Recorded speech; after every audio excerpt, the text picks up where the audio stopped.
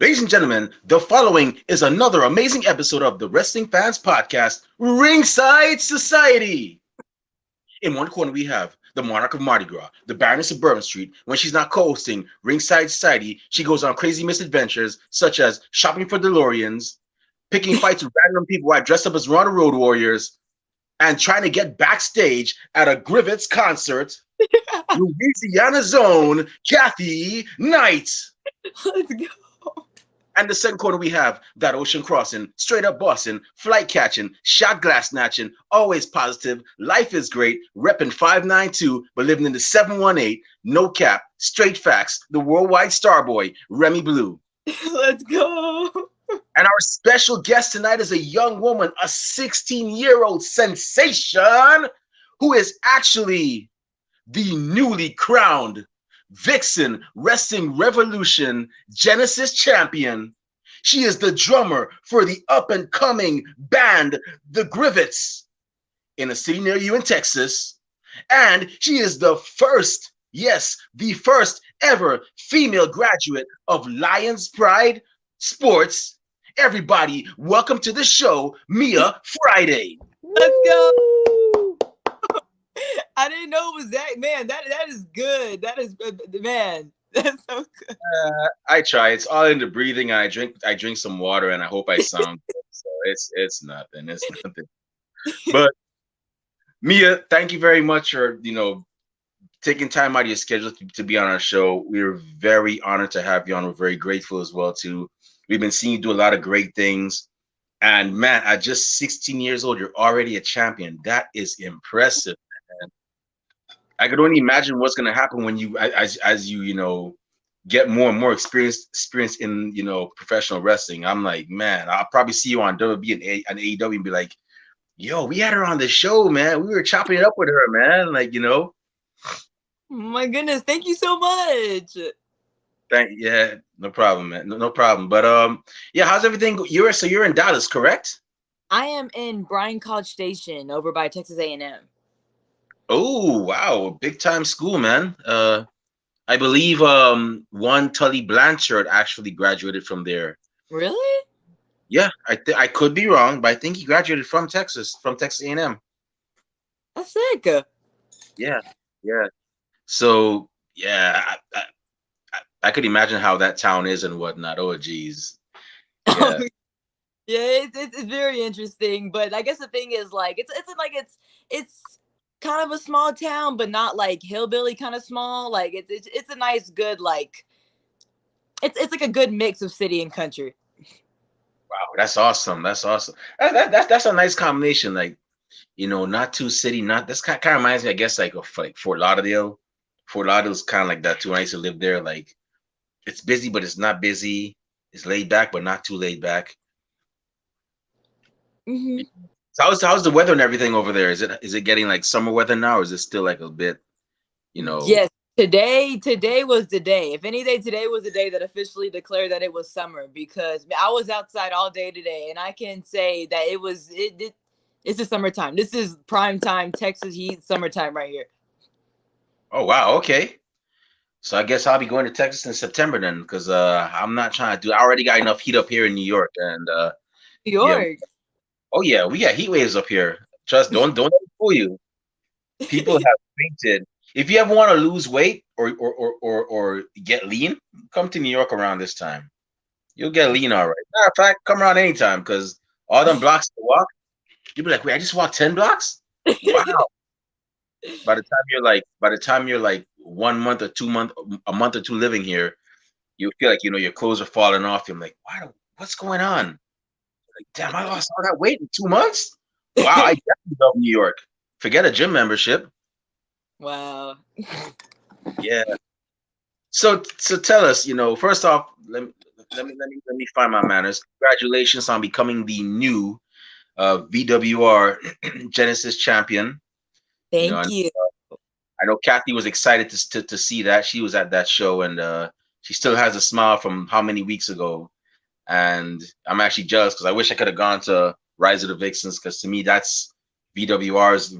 To me, I consider that VWR's WrestleMania. Scott may have a different opinion, but that's their marquee event. So how does it feel to be a champion? It doesn't make sense. It's not real. I can't really process it. I would. Oh my gosh. I don't. I think it's even like now, like weeks later, it still hasn't really hit me. You know, it's just it's such an unreal feeling, and it was just so like it was just so sudden. You know, like you always dream about something, but then like whenever it actually happens, you're never ready for it. Like no matter how much you like prepare for it and everything, but it was just it was a really magical moment. Yeah, that's awesome. So I bet so. What do you so you're obviously you're still in high school. What do Mhm. your friends like think about like, oh snap, you're a champion for a wrestling promotion? Wow, and these are the people that share like first, second, third period, they eat at the same cafeteria as you. Like, what's their reactions? Is it Well, good or is it bad? Is it like, yo, that's so cool? Or is it like, she's kind of weird, champion, high school could be bad. Trust me, I know it, but how is it for you? see, people always like said I was weird. People call me weird whenever I like was a fan of wrestling in elementary school, and now that like I'm in high school and that I actually am a wrestler, like everybody thinks I'm super cool. But the thing is, like, I don't try to like. I try my best to not tell people at school that I'm a wrestler. They're like the only way they'll find out if they just like somehow come across me on Instagram or Facebook or whatever. Then they'll come to school tomorrow and be like, "Hey, yo, you're a wrestler. I had no idea," or whatever. But like, I don't know. I don't try my best to tell people about like what goes on, like outside of school anymore, just because like I always got bullied so much in elementary school. And so the people like whenever they do find out about it, they think it's super cool, but it's just like I can't get like it'll always feel weird to me like telling people at school that I'm a wrestler. Wow, that's that's pretty awesome. You remind me so much of a I don't know if you met this young man yet, but he goes by the name of El Mero Mero, Anakin Rosa, who is Oh, Thunder Rosa's son. So are y'all like the same age or is he like younger? I think he's like Kathy's like 15, right? yeah, No? I thought he was 15. Yeah, Yeah, he might be 16 now. I don't know. I Wow, think I'm. that's go ahead. I'm I think sorry. I'm older than him though. I'm not. I don't know for sure, but I think I might be older than him. I don't know. Wow, that's pretty cool, man. Like you go to school, then after school, it's time to mix it up in the ring. That's pretty awesome, man. I tell you. So we're gonna dial it back a bit. We're gonna take a trip back into the past, and I normally ask most of our guests that we have on the show, how did your love for wrestling start? What was the show or main event that you saw? Or what was the pay per view, or who was that relative that you saw watching wrestling, and you were curious as to what got their attention? Well, my dad always grew up watching wrestling with his dad. So like I was just always around wrestling like growing up just because like he's already like a huge fan, so he would always just buy the pay-per-views and put it on TV and everything. And then it's just one of those things where like the more I was around it, just the more it grew on me. And then the earliest pay-per-view I can remember that I was like fully emotionally like invested in was it was Payback 2013. And in 2013, I think I might have been like 7 or 8 in 2013, and it was John Cena versus Ryback in the Three Stages of Hell match, and I hated Ryback so much he made me want to cry, and I love John Cena, and so like from that moment, like I started becoming like fully invested in like all of the stories, especially John Cena. I love John Cena so much growing up, and then just like as I got older, I just decided that like it's my love, and I just want to do this for the rest of my life. Yeah, and it's definitely paying off you because you're making a name for yourself all over Texas, and you're not even 18 yet. That's hella impressive, man. Like, hey, it's something about Texas, man. Like, you had Roxy. Cora Jade probably did it, I think, before she was 18 as well. Now there's you and Anakin. I'm like, man, Texas, y'all, hey, y'all got a huge out. And the reason y'all got a huge, y'all are definitely destined for greatness because I noticed that a lot of people that actually start at a very young age, like before the age of 18, a la Paige, and well, I guess she's now gonna be known as Saraya Knights. No, no, no, Brittany Knight. My apologies, Paige. Don't kill me. And British Bulldog Jr., Davey Boy Smith Jr. They tend to when you start before 18, they tend to have a lot of like success later on. And that's something I noticed. Like even with like people like Rey Mysterio and Eddie Guerrero, it's like those guys started like at a young age, like 15, 14, and now they're killing it. Mm-hmm. We'll be watching, young lady. Trust me, we'll be watching closely. You know what I'm saying? But no pressure, though. You know, we know you got this. Well, it's kind of different because you don't see that often, like young women start training. It's always like guys that are always starting at like 11 or 12 or whatever, but you don't see a lot of like young girls doing it. So like, oh, we'll have to see. I already know that Roxanne's gonna be like the greatest to ever do it, but like I'm just gonna follow in her footsteps. She's kind of leading the way in that way. Her and Cora Jade, yeah, it's like this. There's always been those situations of like young guys starting out, but like now that we got like this new wave of like young girls, like I think it's pretty cool. Yeah, yeah. I'm definitely happy for Roxanne and Cora Jade. We had the honor of having Roxanne on the show. Very humble young woman, very cool. I didn't even expect to get her on here. Kathy was the one that worked that magic, and I'm like, wow. I mean, like Kathy made that happen. That's crazy. But yeah, Roxy, or Roxanne, as she's now known. Yeah, I see great things for her in WWE, and I'm looking forward to seeing it. So, you're a fan of John Cena. Have you ever gotten to meet him in like person, or have you ever gotten to like see him perform live and in person? Actually, no, because I've never met him like at like a meet and greet or anything, and like whenever the only time that I like technically seen him live was at WrestleMania 32, but that was just like whenever like he did like the run in, and it was like I don't know what happened actually. John Cena, he didn't really like wrestle. So I never get to see. I was never live for like an actual John Cena match, just because like I guess by the time that I was like going to wrestling shows, he was already kind of at the end of his career, and like I don't know. It's just like, yeah, I've never like met him or seen him live or anything, but that was just like the guy who got me into wrestling. Yeah, John Cena's I gotta say, John Cena's an inspiration. And people could say that, oh, he's for the kids and whatnot, but the one thing I admire about that man is the amount of things that people have said to this man. Let's go, Cena. Cena sucks. I don't know if you saw his matches when he was the doctor of thugonomics and whatnot, but I remembered when ECW One Night Stand 2005. Guy, he throws his shirt into the crowd. Crowd throws his shirt back. They show multiple middle fingers. The Rock comes in like 7 years later and calls him Fruity Pebbles because of all of his colored shirts. And this guy did not let it get to me. Didn't turn heel. The crowd was definitely against him, and he just kept on doing his thing. And he literally like lived up to his saying, "Rise above hate." And that man is a true inspiration.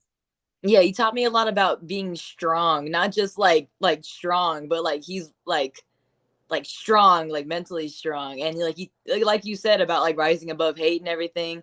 And I just like every time that I watched him wrestle, like from me being a little girl, I saw like the emotion, and it's just the story that was told more than anything. I felt like every match had like a greater meaning behind it. It was more than just wrestler versus wrestler. It kind of like I feel like it had a deeper message behind everything that he did.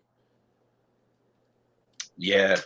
Hopefully one day you get to meet him, and you get to say, thank you, whatever. I always say it's always a great feeling when you meet those not even wrestlers, just like people that inspired you in life, and you get to meet them face to face and get to tell them thank you for being my inspiration and whatnot. It's always a great feeling. So not you've gone to your so you've pretty much been going to shows and whatnot, cheering your favorites, booing the bad guys. How did your journey now go from Mia Friday, the fan, to Mia Friday, first ever female graduate of Lions Pride Sports, and now professional wrestler? Oh my goodness! So oh my goodness! Why do you? It sounds so prestigious when you say it like that. The reason why I say it, because people like we've interviewed people, several people from Nightmare Factory, which is over in Georgia, Mhm. and a lot of them have said that people have started with the class and they eventually dropped out. Not a lot of people start, but not a lot of people finish. Some people drop out halfway, and for some people it's a mental thing. And Mhm. imagine how I take it, it's the same with others, with other, you know, schools and so on. I've known people personally that joined wrestling school and then for some reason just dropped out. So when, to me, when somebody graduates, that's like that's an achievement. Like, yeah, it is a bit of prestige. But how was your journey though?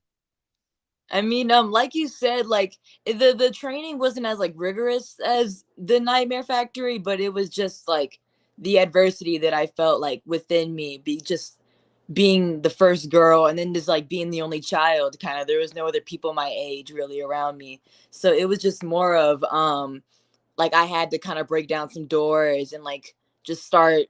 I was the first to do a lot of things at that school. So it was kind of hard not having like that kind of, I guess, like that representation around you or like somebody that you can relate to while you're going through all like, because training's hard for anybody, but then just like it always helps to like have somebody with you. And like those people, there was more like younger people who joined along the way, but like in the beginning I just had to just remind myself how much that I love pro wrestling. Like a lot of reason like a lot of people quit training, I feel like it's just like I don't think they expected the work that it was going to take to become a wrestler. And it's just so many people want to be a wrestler, but so many people don't like really put, some people aren't passionate enough to go through anything to become a wrestler. So whenever I started when I was 13, it was it was insanely tough, but just the thing is every night I would remind myself why I started. I never I never forgot the reason why I started. Every like no matter how hard it got, I always thought about that little girl wearing that John Cena shirt. I feel like that's how I was able to just stick through it for so long and then become the first female graduate. Yeah, you definitely stuck through it. You made it happen. And now, you know, what was it like when your trainers said, you know, congratulations, Mia. They gave you the handshake, gave you the certificate, said you are now officially qualified to be a wrestler and to take bookings all over the country, well, all over the state, because I don't know if you wrestle out of state yet, but all over the great state of Texas. What was that feeling like? I mean, it didn't really that moment didn't really hit me either. There's a lot of moments that don't really like hit me because just like whenever like I guess when having that label as professional wrestler, it just felt like it's so hard to explain, but it just felt like it felt like the beginning of something because I already gone through like a year and a half of training before I graduated. But whenever I graduated and I got that label as professional wrestler, not wrestler in training, it just felt completely different. Like I kind of felt like it was the beginning of who I am now. Like from graduation to now, that's when I started becoming Mia Friday, if that makes any sense. Okay, wow, that's cool. So what was your first match like? You finished the training and everything, but now you got your first match. Were you nervous or were you like, it's been I training from some of the best. I got this, or was it a mixture of both? It was like a mixture of both because for like all the weeks leading up to my debut and like the day of, I was like, "Oh, I got this. Like I was born to do this. Yada yada yada. This is my dream." And then like 2 or 3 hours before the show started, I had like the worst breakdown ever. I was like, I can't believe it. I can't do. What if it's not everything I wanted it to be? And then like it started kicking in like last second that like this is it. Like whenever I walk out that curtain, that's like Mia Friday, and then I'm gonna be I'm because like I'm gonna do this for the rest of my life. Like this is the beginning of like my dream, kind of. And I wasn't too nervous about the actual match itself because I got put into like a tag match because I was like the only girl. So I like stood on the apron the entire time, and then I had like 3 moves at the very end. So I wasn't nervous about the actual wrestling, but I was just more nervous of it being perfect. But I don't think anybody's debut can be perfect. It's I don't know anybody who's had like a really perfect debut, but And overall the night was just magical. Like it's hard to just going back to everything, those moments that are just hard to explain in wrestling that are just mean everything. Yeah. And you also, I saw that you also got to wrestle for Reality of Wrestling. Reality of Wrestling, the flagship of Texas wrestling. I don't know if I'm using the right title. Kathy, correct me if I'm wrong, but the flagship of Texas wrestling or pro wrestling in Texas. What was it like getting that call from Reality of Wrestling saying, "Hey, Mia, we want you on our show. We like your skills. We want you to be on one of our shows, showing the fans, what Mia Friday is all about." That was just insane. That surprised me so much because I was so early into my career, and I just like even my coach was telling my coach would tell the whole class, he'd be like, reality of wrestling, that's the #1 place to be, everybody should be working to get there. And so I was one of the first students to ever like step out and actually go to reality of wrestling, which was crazy because I was 15. And then they kept on like inviting me back over and over, which I also didn't believe because honestly those matches sucked. I did not like those matches at all whatsoever, like whenever I watched them back. But I feel like having that pressure, being under the bright lights, being on TV with all the tapings and everything, Booker T watching you, that's what kind of that's what helped me grow a lot because I had to push with every single match that I did. I had to like force myself to like grow and step out. Like being under all that pressure kind of helped me grow so quickly into who I am now. That's awesome. In my opinion, you did pretty well at Reality of Wrestling. You actually faced off against the House of Rose, Rachel. Well, the Kathy, what's her title? The Queen of Rose. She's gonna beat you up. That's why I'm asking to help me. It's the Queen of House Rose, Rachel You Rose. actually have to face the Queen of House Rose, Rachel Rose. You got to face her, and you've gotten to face several other experienced competitors like Amber Rodriguez, and even some up and comers like Gigi Ray and MJ Santana. What were those? What was it like facing all those women that were either experienced, been in the game for a bit, or were up and coming, up and coming just like you? I love the variety because like no matter how experienced they are, you can learn something from every one of them. And like just it makes me so excited just being able to learn. Like more than anything, like I just love learning and I just want if nothing else goes right in wrestling, I just want to be a really great wrestler that just knows a lot of things. If I can just learn as much as I can, then I'm like happy with wherever I'm at. And the thing is, if you work Rachel, obviously she's gonna like she pushes me the most out of anybody. Out of all the opponents that I have, she always is I learn the most from her and she pushes me to be the best. But then you also have those situations when you work someone kind of newer, you have to like I get the opportunity to step up to become a vet, which is so weird when like a 16-year-old being a vet's like someone that's like at least 10 years older than you. But it's really cool to like learn like those different you learn in every situation that you're in. I get to learn how to be like kind of a ring general and how to like carry someone in a match and like work with them, or I can wrestle these vets and they help me step up and to become like closer to their level. So just the cool thing about all these different opponents is you get to learn something from each one of them. That's like it all comes together to help you be a better wrestler. Yeah, that's definitely a great. It's definitely great to have a mix, where you're either the veteran or you're the person that's learning. That's pretty cool. So I just got a couple more questions before I pass over to Kathy. And I kind of Kathy's chomping at the bit to ask you a bunch of questions as well. So aside from being a professional wrestler and now the VWR Genesis champion, you're also part of a rock band that goes by the name of the Grivettes. So tell us a bit about that. How did I get started and everything?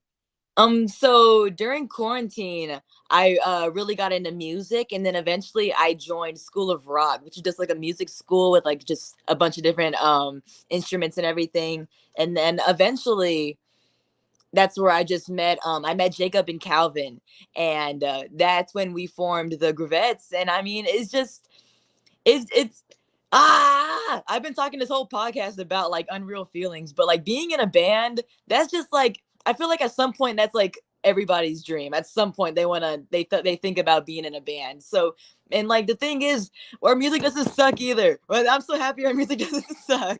But no, it's so much fun. It's so crazy. And then I feel like in a way it kind of brings me more confidence. I mean, like obviously like wrestling in front of crowds and everything, you'll learn confidence and how to be open. But just drumming and like playing on stage, that's a different kind of confidence that it gives me. It makes me feel cool, I guess. I just like I feel a lot of power whenever I'm just like beating the mess out of drums and everybody's head banging and there's like a mosh pit going on in front of me. I like it's a lot of fun. And we've been doing local shows around town and everything. And I mean, it's a fun little side thing, but it does take up like a lot of time out of my schedule. But the thing is, like, if you love something, you always make time for it, which means I do sacrifice a lot of sleep, but I love it, so I wouldn't change anything. So, who would you say are some of y'all's inspirations with, performing and so on? Definitely early Nirvana. That I think Nirvana might be like our number one. People always say that we kind of sound like that. And then we got influences from like a lot of like it's a little bit of everything because you got punk rock, you got hard rock, like shoegaze, grunge, metal. We cover a little of everything. We're not basic, I guess you would say. We're not scared to step out of the box with a lot of things, and we often sound like completely different from like of all the other bands in Bryan College Station, especially since we're like a college town. You get a lot of like the I guess commercial, like it's either like country or something that's like would obviously play on the radio, and we kind of go like the opposite route.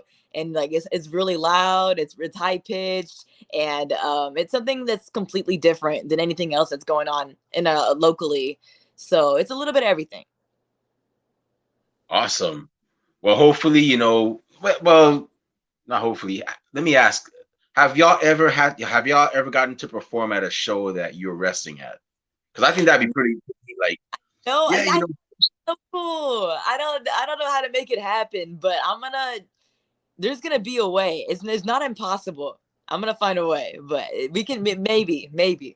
I'm gonna do this. Hey, Scott, I know you're listening, or you're gonna listen. I know you got the time. She's the BWR Genesis champion. Let this young lady have her band perform at your show.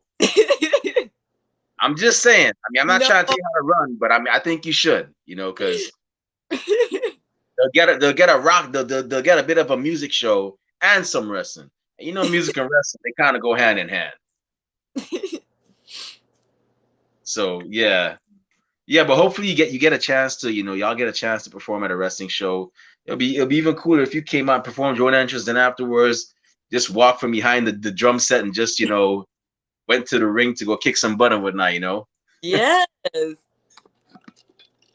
Yeah. So my last two questions, my second to last question is, you've gotten to wrestle, as I said before, several popular, wrestlers in professional wrestling, or several well-known wrestlers. Who are your top 5 that you'd want to wrestle in the near future? They could be from anywhere: AEW, WWE, Impact, the Indies. Who are you hoping to mix it up with in like the coming years? Okay. So I'm gonna go more local because like I feel like I can speak these into existence. I feel like it'll happen very soon. I really want to work high on. She's incredible. And whenever I come down to Rose, she's usually training on the days. She's usually the trainer on the days that I go, and I learned so much from her. She's incredible. And I really would like to wrestle. Oh, Billy Starks. She's not local, but like she came to mind because Billy Starks, she's amazing. Yes. And Oh my goodness.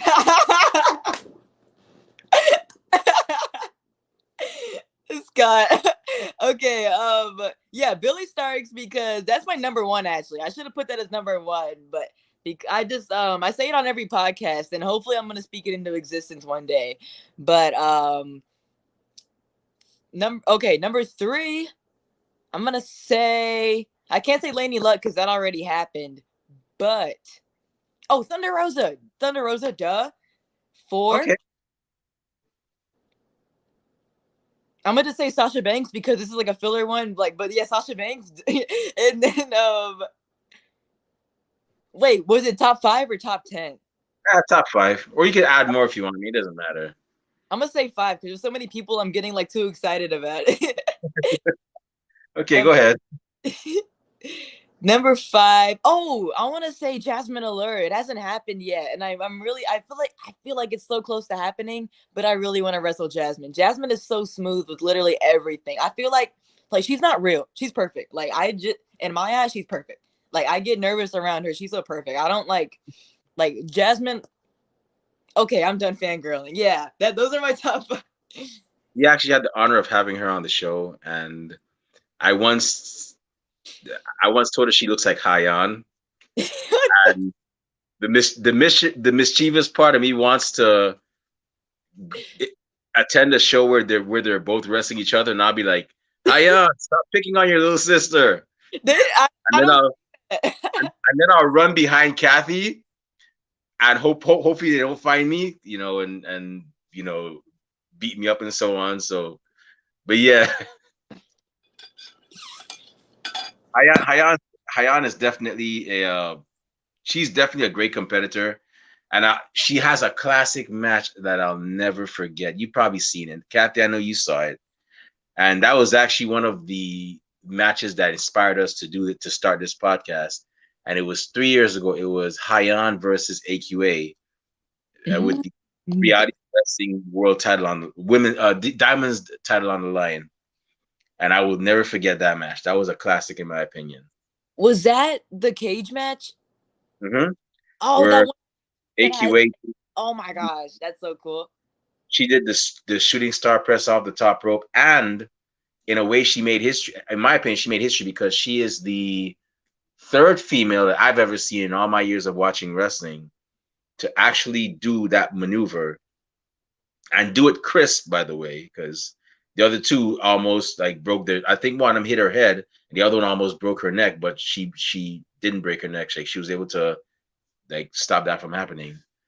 And she's also the first ever female American wrestler to do that move as well. Man, that's so crazy that AQA came from reality of wrestling. Like every time that I go down the train there, it doesn't really hit me that there's so many top women in the whole country and the whole world that I have come out of row. Like you think about Athena and you think about AQA, it's just crazy. I'm so blessed to be able to go train down there and go work there because I feel like that's the destination for women's wrestling in my opinion. And the same way you're speaking it into existence, I'm going to speak it right now. The same way you're saying that you can't believe this person came from this promotion you're wrestling at is the same way the person that's wrestling after you is going to say, wow, I'm wrestling for Vixen Wrestling Revolution. I'm holding the Genesis title, the same title that Mia Friday had.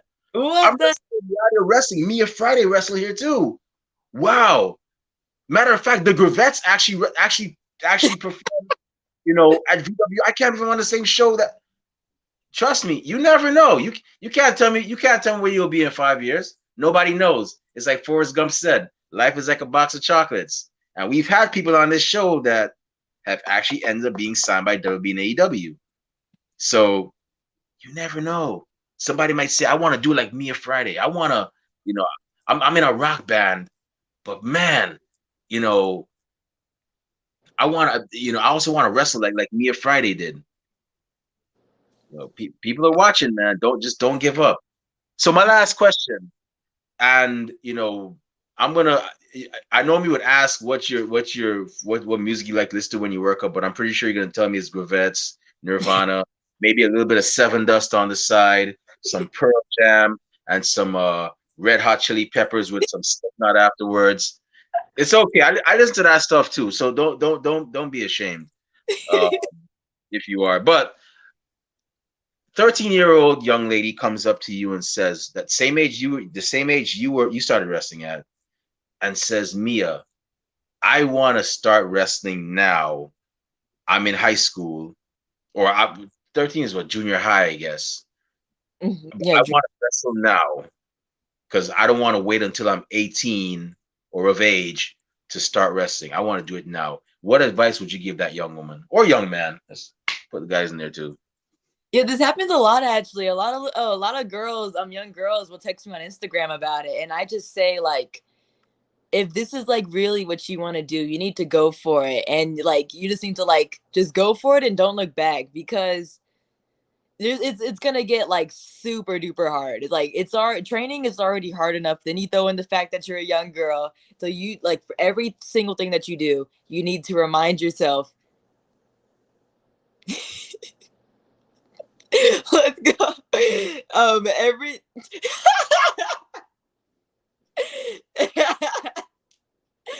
you just need to remind yourself why you started. You need everything you do it with passion. Hit the ropes with passion. Um, train with passion, cry with passion. Every single thing that you do, like every single hardship that you go through, if you just remind yourself why you started, then I feel like you can do anything. Awesome. So for those of you viewers out there that are, Mia's age or younger, you got some advice from one of your peers right here. One of your peers that are actually going to school and doing this as well. So there you go. Um, and with that being said, I'm gonna go ahead and turn over to Kathy. I know Kathy has a bunch of questions, especially since she saw you live. So Kathy, go ahead. The floor is yours. All right, thanks, Remy. What's up, Mia? Hello. So, how did you get the whole? We're gonna talk about the whole Mia Friday thing. So, how'd you get the name? You come out to Starships by Nicki Minaj. How'd you pick that song? You usually you don't have them now, but you have braids in your hair when you wrestle, usually. And then, like, the colors of your gear are like pink and purple. And you have like a gray jacket that kind of glitters. So, how did you pick like your whole character? So like the actual like the whole TGIF thing, the Friday thing, that was just me just sitting in my bedroom weeks before I debuted, thinking I really need to come up with a gimmick, and I just sat there thinking about what's marketable, what can I put on the T-shirt, what can I add a catchphrase to, and it's just like it just came up. Every podcast always asks like if there's a cool story behind it. Like one day I just woke up and I'm like, oh, Friday. Like no, I just really just took some time to think about it and just like yeah, just went with Friday because I just wanted to I didn't want to be one of those girls who come out with like no character, because I feel like I wanted to make things easier on myself. I didn't want to have to like start off small and then like find myself somewhere in the middle. I'm like, let me just try to establish myself from the very start so I can just worry about the 10 million other things in wrestling. And then I guess just the idea for like the whole look just went along with TGIF, because I just like, because I debuted when I was 14, so just the whole idea was just like, oh, she's young, she's like the youngest pro wrestler in Texas. That's what they did for my whole like promo package on my debut, like the youngest professional wrestler in Texas. So I'm just thinking like, what represents youth? So I went like super bubbly with like the pink hair and like the just the whole like pink TGIF outfit, just something like really cute and simple, because I didn't really feel like I didn't I wanted to keep it basic. I felt like I was a basic wrestler too. I didn't want to like come out with some super crazy gear and then I only know like 3 moves. But I love that cute little gear though. I only wear it sometimes though. But yeah, so everything since then has just been a lot of the hairstyle have just been kind of freestyling. Like the braids, to be honest, like I've never asked for braids in my hair. It's always my mom who does it. My mom just be like, hey, we're gonna do braids for the show. And I'm like, okay. I don't really have a choice in that. But the hair is kind of just whatever. I recently dropped like the pink wig that I used to do for like a solid year straight, because just it hurt my scalp really bad. And there's a lot of controversy over like whenever I like first got rid of the pink hair, because I had like kept it for like a solid year straight. And my parents were concerned about it because they're like, oh, promotions aren't gonna want you anymore because you look basic. I don't think I look basic. And then like everybody is just I just felt like, even like myself too, I felt kind of nervous that like I need to have like this crazy show hair to get recognized by promotions and everything. But then I realized like I feel like I should just focus on being the best wrestler. Like I don't want to tear my whole scalp out because I'm trying to get promotions to notice me. So I just dropped the pink hair, went just went natural. And I mean, like, it's not like promotions hate me because I don't have pink hair. So but I had a lot of fears about dropping the pink hair at first, but like now it's just I can do like I just do whatever. You're kind of with the hair now. That's awesome. Yeah, I love how when you announce they're like the best day of the week, Friday, Mia Friday. And then it's funny because sometimes, like most of the time, you wrestle on a Saturday. Like I remember, I was there for there was a LAW show, a law show, and you wrestled Sid Mars, and she's like, "You guys realize that it's Saturday? It's not even Friday." Like it was funny to play off of that. Like I got a kick out of that. That was pretty funny. It's so funny that every wrestler does that. Every legit every last one of them. They'll be like, I don't know if you can tell, but today is a Saturday. It's it's funny how much it happens, but it does add like another element to the match. Like it's not just a wrestler versus a wrestler. It's this whole thing of, oh, it's Saturday, and I'm like, okay, happy Friday. That's all I gotta say about it. Yeah, and then the other thing that's cool because your name's Mia. When you go for your finisher, you keep saying you're gonna go MIA, so like you play off of that too. So I thought that was pretty cool, also. Yeah, I mean that just I don't really know what that came from either. Either me or my dad came up with it. My dad came up with the finisher idea actually because my dad's a huge wrestling fan, so he wanted to be all in my business about it. He's like, this should be your finisher. And normally, to be honest, I don't really be listening to him when it comes to wrestling ideas, but I really liked the idea of the bulldog running up the turnbuckle like Spike Dudley. I thought that was super cute. So I've always kept that. I've dropped a few other finishers. Like I used to have a move called the Black Friday, but I ended up dropping it. But the MIA has always stayed, like since my debut. Awesome. Yeah, so speaking of, as Remy mentioned, you're the first woman to graduate from Lions Pride, and he also mentioned that you wrestled Rachel Rose. You actually wrestled, one of the times you wrestled Rachel was for the Sherry Martel Classic that Ro put on, which was another first. So what's it like having all these firsts going on? Oh, why is Scott so nice?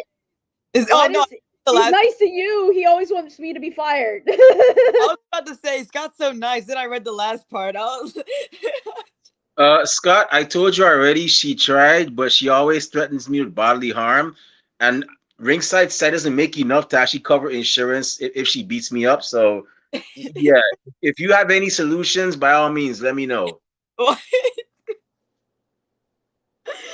Yo, on another note, I think Scott's like the first promoter that I've been like friends with. Like the first person that'll just start like, because normally anytime I text any promoter, like it's super formal, like hello, how are you, good evening, or whatever. And I'll be like, hey Scott, I need something, and he'll be like, hold on, I'm dealing with this guy with like 4 fingers. It'll be some weird stuff, bro. I don't know. And then we'll like start talking about candy and Mexican candy and everything. Anyways, what were we were talking about wait, what was the question? He messed me up. Yeah, Scott's throwing everybody. Fire Scott. He's throwing everybody else off. No, so I was saying there's a lot of firsts. You were the first Lions Pride graduate, first female one, and you were in the first. Ro had the Sherry Martel Classic, which you wrestled Rachel Rose in. So what was it like with all these firsts? Yes, that was so much fun because I just that was crazy. Not only because like I felt like that tournament in itself was super prestigious, obviously, and then it was just yeah, obviously it was put on by Ro, and I feel being in those kind of locker rooms are incredible because I feel like I learned just like being in that locker room with that many like amazing talent and everything. So it's just like being on that kind of show, just like with all those names, it's just an honor, and I feel like being in those kind of locker rooms, it just I don't know, kind of boosts my confidence. I feel like, oh shoot, I'm in like I feel like I'm going. I feel like I'm cool now, you know. Like, but yeah, that was a really that actually That match might actually be my favorite. I think that's my favorite match actually, because I was watching it back and that was the first time I didn't want to like beat myself up over how bad it was. Because right before that match I had like the huge pep talk with like Booker T and everything, where he's like, this is it, you need to prove something to me, and I'm like, yes sir.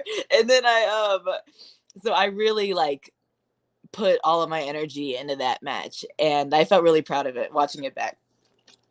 That's pretty cool. Yeah, I'm sure being around Booker is pretty nerve wracking. It makes you a little bit nervous there. Like, oh, I guess I better better do well. It's Booker T.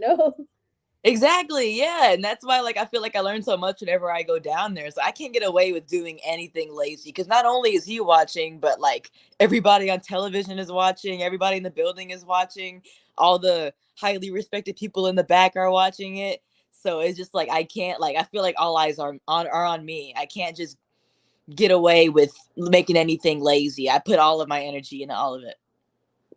That's the way to go.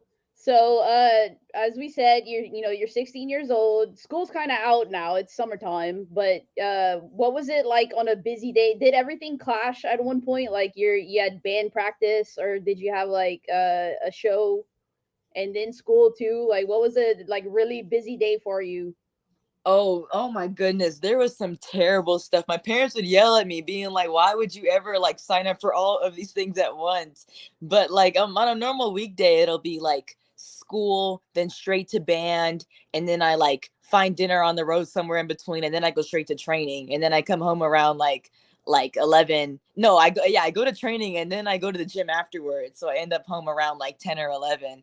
And then there's those there's been a more than I would like. So many Saturdays where I'm wrestling and then I go straight to like a band show because it just well the good thing is that all of the times that like those things have clashed, it's been with Lions Pride when they're doing their shows in town. So there's been times where like I've wrestled, then I have to like play an entire like band show in my gear because I didn't have any time in between. And there's just been a lot of things with me like there's so many times with me like wrestling and then like immediately leaving to go play with my band or whatever, and just it just it gets so stressful, but like I said earlier, if it's your passion, then like you wouldn't trade it for the world, kind of. Yeah. What would be if you ever have any lazy days? What do you do on those lazy days? Lazy day people, my mom gets mad at me because on my lazy days, like her version of a lazy day is like, like taking a bath or whatever, having like a spa day, go out and shopping. When I have a lazy day, I like sit perfectly still in bed, like I don't do anything. I don't even like I don't get up to like eat or anything. I will like just lay there in bed all day because I don't want to move. I don't want to talk to anyone. Like a rest day is like a rest day for me. That's it's just those days where I do get it, like I can't do anything. I don't blame you because what you just said, like, you would get home on a school day, like 10 or 11 o'clock. I'm like, how does she sleep? I guess you don't because, like, you have school the next day. You probably have to get up at, like, what, 6, 7 or something? That's Yes, pretty I, early, too. I don't know why it's so early in the morning. Yeah, there should be a law, like, you can't do anything until, like, 8 o'clock. Like, you can't go to work till 8 o'clock, can't go to school till 8 o'clock, like, because it's too early before that. So, there's a little boy we all know in Texas. If we go to all these shows, his name's Colton, Oh my god. and we all love Colton. And after some of the shows, you play Nintendo Switch with him. So, what are your favorite video games and like video game platforms?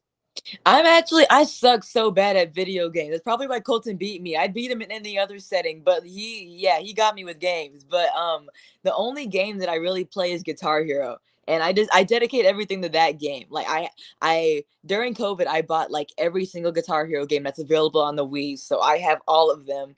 And then I just spent hours getting super good at it. And then but the only thing is like it doesn't really matter because like you can't really show off to anybody because the Guitar Hero isn't really like around anymore. So you can't just like it's weird, like it's like a talent that like nobody really cares about anymore. But I but like my friend Shimbashi, he trains with me and everything, and he is like the first person that I've like found, like, and I've had so many friends come over and play Guitar Hero with me. He's like the last person in College Station to be good at Guitar Hero. I don't know why it's like a lost art, but we spend like hours after training playing Guitar Hero. That's like my number one game. That's awesome. Yeah, I've played it before. Back in the day, I've played it. I think it was for PlayStation 3, I think, when it came out on PlayStation 3. I was playing it, so it's pretty neat. I still like it. Hopefully it comes back. Make it come back. Everyone that played Guitar Hero because you. They are broke, bro. They are out of business. They ain't doing nothing. Hey, people bring stuff back. We can try to bring it back. So you mentioned COVID, and you are one of the people that had started training like in the midst of COVID, because I think you're roughly like 3 years into wrestling now. So Yeah, what was it? What was it like? COVID kind of put the stop on everything. How hard was it to like try to get back into training? I like, man, because I joined in March of 2019, and then COVID hit like in March of like 2020, I think, something over spring break in 2020. So I still had like a year of freedom and everything. So when it hit, like it was so sudden because I already like me as a 13-year-old, I already like the only thing I knew was going to training. That's like how I was raised kind of. So when that hit, it's like I didn't really know what to do with myself. And that's when I became all emo. That's when I started listening to metal, and like all my outfits changed. I started like wearing darker clothes, wearing baggier clothes, getting like those jean chains and like all like the goth stuff. And it was hard because whenever training opened back up, I was just nervous about like falling behind and like having ring rust and everything, but everything worked out fine. And making my debut during COVID, that kind of, I didn't see as much like progress as people normally would, like in those first few months of their career, just because like no, all the other promotions were still kind of closed down. So I didn't really like get to like jump to other promotions until a little bit later, which I don't really mind because I'd rather like stay in my promotion and get kind of good before like I go out and start making mistakes at other people's promotions. But it was, things were kind of slow at first making my debut during COVID, but like things obviously picked up. Yeah, that must have been rough. Like it kind of threw you off there, I'm sure, for a lot of wrestlers, because I know a lot of them, they're 2, 3 years into it, and COVID took a lot out of them. Not like physically, but like it took. They had, everybody was kind of like in a timeout, and it that happened with wrestlers too. So I'm sure it put them back a little bit. But I guess it's like riding a bike. You kind of just get back on it and keep doing it. So that's pretty neat. So we mentioned earlier, you wrestled Lainey Luck, and she was one of the people on your bucket list. You actually wrestled her at Rise of the Vixens 3 for VWR. What was that like scratching that off your bucket list? Yeah, it was. I just like scratched it off too. Like I was in the car after I left the gym, and it was one of those moments where I was really sad. So then I opened my journal, and then I see Lainey like at the very top of my dream opponents. I'm like, I know where I'm going. It was such a cool moment, and like I just she's so amazing, and that it just, it feels like an honor. I feel like I kind of don't deserve it. It felt, it felt very special to me. Like that's like the gift of all gifts right there, to be able to go one on one against her, especially on such a big platform. It wasn't even at like some rinky dink bar. It was literally like reality, the Booker T's World Gym Arena, VWR. It was a big moment. Title Match Network opening the show. God dang it, that was crazy. That is so crazy when like a show starts and the first music that ever hits is that Starship song. It's like, oh, it was a really special feeling, and I was already on top of the world after that match. So whenever the whole like me winning the title happened afterwards, that was just a cherry on top. What's it like going first? I know like there's a card and you have to go in order, and I know sometimes you're not always first, but like and you get nervous then wherever your match may fall. But like what's it like going out first? You're like you have to set a standard for how the show's gonna go, stuff like that. So like how do you feel going first? I absolutely love going first. I think I like it more than if I went on like in the main, because just the crowd's hot, and I feel like I love like working the crowd. Like I love like interacting with people and like opening up and like trying to like get them into it. So like being like the opening match, I feel like I get the privilege of like warming up the crowd for everyone. Like I love doing those kind of things, and just I feel like my character, like I love it because I feel like my character kind of like is it's a good like opening kind of feel to it, because like it's kind of like a party, super happy, like it kind of sets like a party tone for the show, you know, like it's not like a serious sit on your hands like kind of wrestling show. Like I'm setting the tone that's like let's get up, let's cheer.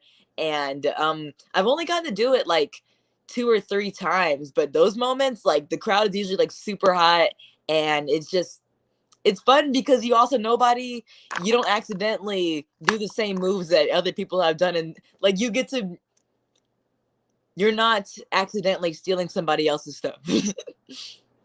Yeah, and then that was the perfect match because like you're the party type and Lainey they call her the party unicorn. So like it was a party all the way around and it was a good start to the first match. And then I was gonna say you could kind of get it out, your first match you get it out of the way, but you actually like we all mentioned you wrestled that night again when you defeated Roche Chanel for the Genesis title. Now I didn't know that was gonna happen. Did you know that that was gonna happen? No, I didn't know literally any of it. So I get there on the day of the show, and then no, actually Scott called me like a few weeks in advance telling me that I was going to have a match with Rachel. I'm like, "Okay, cool, whatever." And then like I wasn't really thinking too much going into it, because I thought it was just like a regular, because like on the card it says Mia Friday versus Rach versus Rache Chanel 1 minute, and I'm okay, it's a 1 minute match. But then I am like, oh, I don't. It's so hard to explain. Like if you look back on like the video on title match, like I don't even have like the cool like emotional reaction whenever she tapped out. I just look like I didn't think it, like I thought I was in trouble. It didn't hit me at all. I was like I didn't know how to feel about it. And then like whenever it hit me, obviously I was like weak in my knees and everything. And it was just it was shocking. And then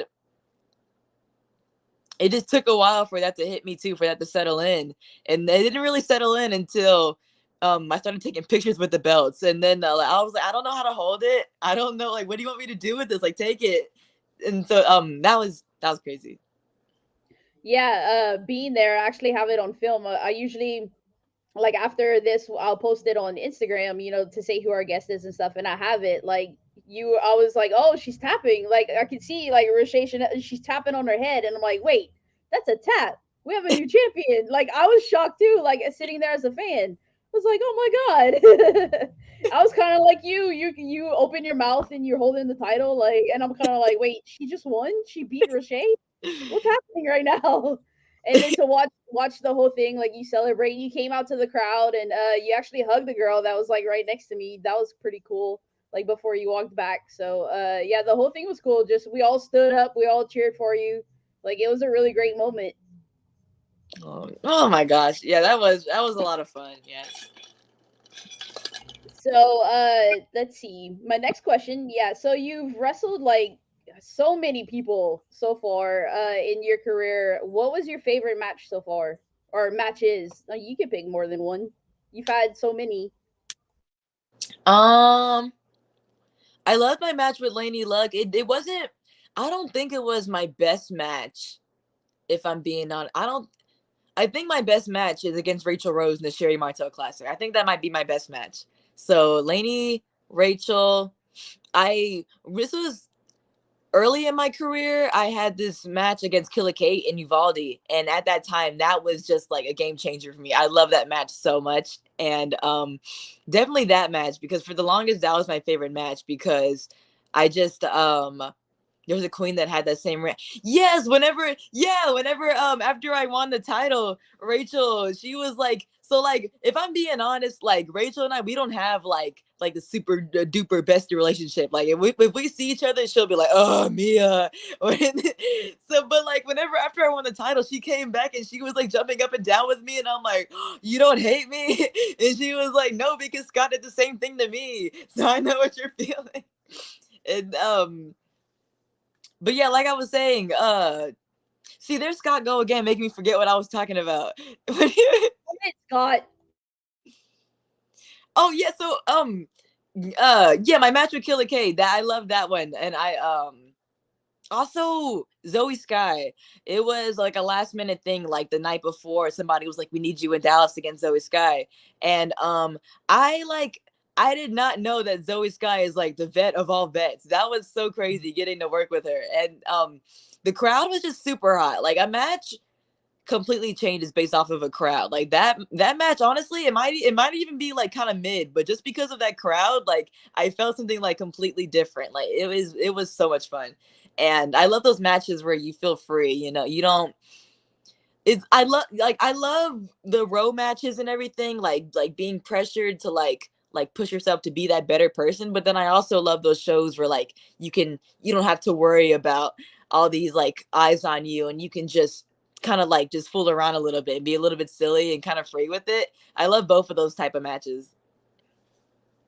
Awesome. So we're talking about matches in the past, but let's talk about what you got in the future, because you got a few matches, at least two matches coming up that are pretty good. June 25th, you are facing Promise Braxton at Wrestle Rave's T Ray's pool party. Let's go. So, what are you looking forward to? Because Promise Braxton is in row two, so I don't think you two have crossed paths yet, except for this match, or have you wrestled her before? Yeah, we wrestled at Row before, but June 20th Okay. redemption, because like I said, like I was 15 in all those matches at Row that are on YouTube, so I did not like that match against Promise. I felt like the thing is about wrestling so young is I feel like I make so many mistakes that like just have to live on the internet forever. Like and so with Promise, I want to get like a redemption, because I want to be like, hey, I'm not like this sorry 15-year-old anymore. Like I'm kind of grown now. So, but that's gonna be fun. Just because it's always fun at Houston Premiere, and then like I get to meet Kid Bandit for the first time. I'm excited about that too, and that's gonna be a fun show.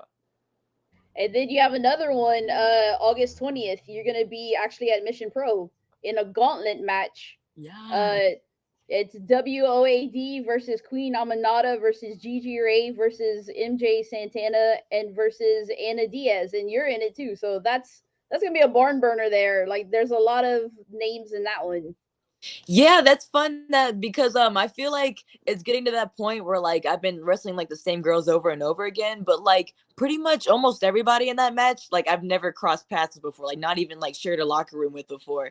So I'm gonna learn a lot from that match. Just getting I love new opponents. It's just my favorite thing. So that's gonna be a lot of fun. Just like working with all the like the new different flavors and everything. Yeah, that sounds like a barn burner of a match, like with all those names in it. That's gonna be pretty cool. So before I turn it over to Remy, I had one more thing. We mentioned it too earlier in the show. We talked about Roxy. She's Roxanne now in WWE. A lot of people say that you are almost like parallel to her. You're like, you started at a young age. She started at a young age too, and then she's like tearing it through, toured through Texas. You're kind of doing the same thing right now, and she's in WWE now, of course, as Roxanne. And when we had her on the show, I was telling her, like, Texas is a hotbed of wrestling, and she went through so much already in her career. She wasn't even at her prime yet. And I can almost say the same thing for you too. Like in another parallel, like you've done so much in such a short time. Like I can't wait to see what you're gonna do later. And you actually got to face Roxy when she was Roxy. So like, what is it like facing somebody that everybody says you're kind of on the same page as? that that's still so crazy that like whenever like on every podcast someone's always mentioned Roxy. I'm like, dude, like do you really like getting compared to Roxy is just crazy, because she is so talented. We've I think we've wrestled like 3 times, and then we also like tag team together, and every single time like she is just she's a blessing. Oh my gosh. But I just I'm so grateful that I was able to share all those moments with her, and like it, I was already like, I was already I didn't believe it in that moment, but I still can't believe it now, just like seeing like where she is now. But I didn't like, I already knew that, like I already knew she's gonna be the greatest. I am the biggest Roxy super fan. I will let you know right now that like she's gonna be she will be like the greatest to ever do it. And I just she is so sweet. And it's just it's like it's hard to understand, like how can you be that good at wrestling and you're so sweet and you're like you kind of went through the same thing that I went through. And it's so crazy that I'm like, she still like talks to me too, she'll still like text me and everything, and like I'm like, aren't you too big now at this point? And being able to like, I guess, call her a friend like that, it just blows my mind. Yeah, I think she's always gonna be humble, like whether she's in WWE or not. Like we all love her, still. And before I turn over to Remy, I'm gonna say the same thing that I said for her. I see you going places. You are already going places. I know you said at 15, you kind of don't like to watch your matches when you were 15, and it's kind of a start over. But to the fans like me, we couldn't even tell that you messed up. Like you probably know you messed up, but we were just like, wow, that was awesome. Like Mia Friday is awesome. So yeah, like I look forward to seeing where your career goes. I'm pretty sure it's gonna take off at any point. Everybody loves you. We all love watching you, and it's gonna be exciting to see where you go. Oh my goodness, thank you so much. Hey All Mia, right, Remy. if you if you want to get even like further in your career faster, all you gotta do is kick Kathy in the shins. I mean, Oh, Roxy I did knew, it, so I knew look you where were she's gonna at go there. now. I saw the wheels turning. I was like, oh boy, here we go. Kathy, you got to stop doing those risque things, man. Getting kicked in the shins by Roxy, almost getting chopped by Thunder Rose. Now you got to fight Paige in a Target. Like, come on, man. You're gonna cost us money, man. We haven't even we barely make money off our merchandise, man. Come on, you're killing me, Smalls. But Mia, I just got to say, it's an honor to have you on here, the 16-year-old sensation out of Texas. Thank you very much for all the matches and memories that you've given us so far. And on behalf of myself and Kathy Knight and our other co-host who unfortunately couldn't be here due to some personal matters he had to attend with, Rob Bass. Uh, Thank you very much for taking time out of your busy schedule to just be on our show and just shoot the breeze about professional wrestling and so on. And before we shut it down, where can fans find you on social media when they want to fan. find out experiences, purchase Mia Friday merchandise, and where can bookers and promoters find you when they want to book you for their shows? Oh yeah. Oh yes. Merchandise. I got like shirts, autographs, bracelets, stickers, and you can message me on Instagram, Facebook, or Twitter. My Instagram is It's Mia Friday. Twitter, It's Mia Friday. I have a Facebook page. I have a YouTube channel, and just message me anywhere on social media, and I can get you hooked up with some merch. Say no more. And I mean, yeah, just go out and support me on all those platforms. Like in this day and age, social media is everything to independent wrestlers. So like that little follow just means a lot to a lot of independent wrestlers. So thank you. Awesome. Oh, geez. What is Scott saying? Remy, I demand you put me and Marcelo on. I have a challenge for anyone on his CCW roster for Instant Classic in September if he has the guts. Wow. Okay. I know Mia can beat anyone he had. Oh wow. Okay. So Mia, I don't know if you know this, but there's another all women's promotion by the name of Capital Championship Wrestling up in Delaware, which is actually where Rob referees as well too. And it's ran by our good friend Marcello. And there's a bit of Scott's saying that he has the best women in his promotion. He wants to go 5 for 5 against any other promotion. So, okay, I'll tell you what, Scott, you've been a great friend as well too. I will make that happen. I will definitely talk to Marcello, and I'll get both of y'all on the show, and y'all can go back and forth. I'm just gonna sit back, have me some more pizza, and some orange soda or grape soda. Depends on my mood. Maybe I have a root beer and watch y'all go at it. But I will make that happen. You have my word on that too. But um, once again, Mia, thank you very much. For those of y'all heard, this young woman has, social media.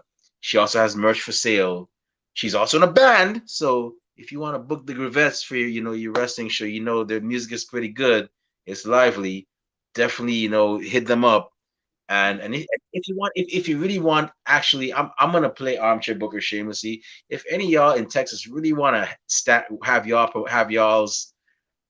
have Mia Friday stand out and be the first to do it, go ahead and book her in the Gravettes and have them play music as she comes out. Or, if she doesn't want to use Starships by Nicki Minaj anymore, that's pretty much,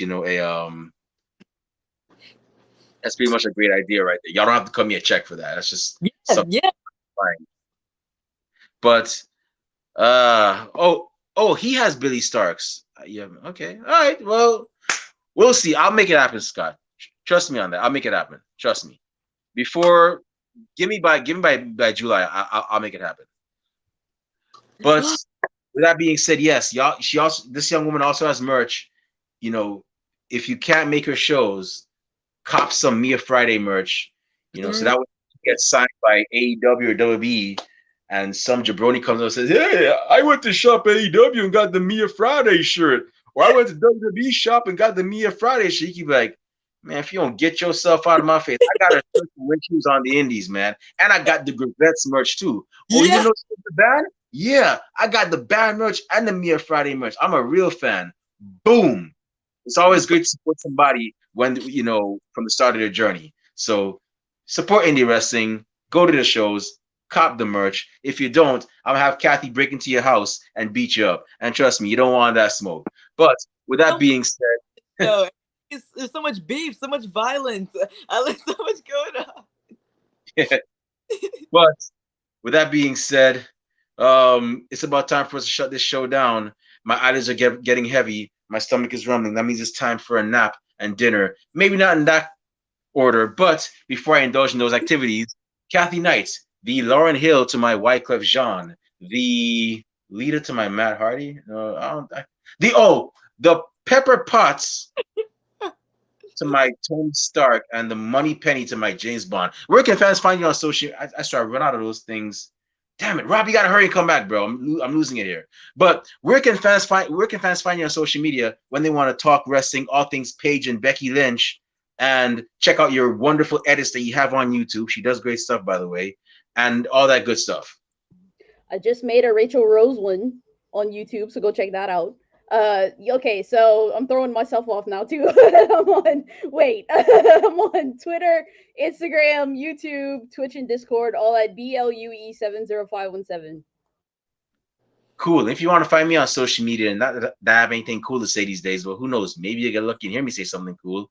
You can find me on Twitter at the Remy Blue. You can also find me on Instagram at the Remy Blue, and also on Facebook under the alias Remy Blue.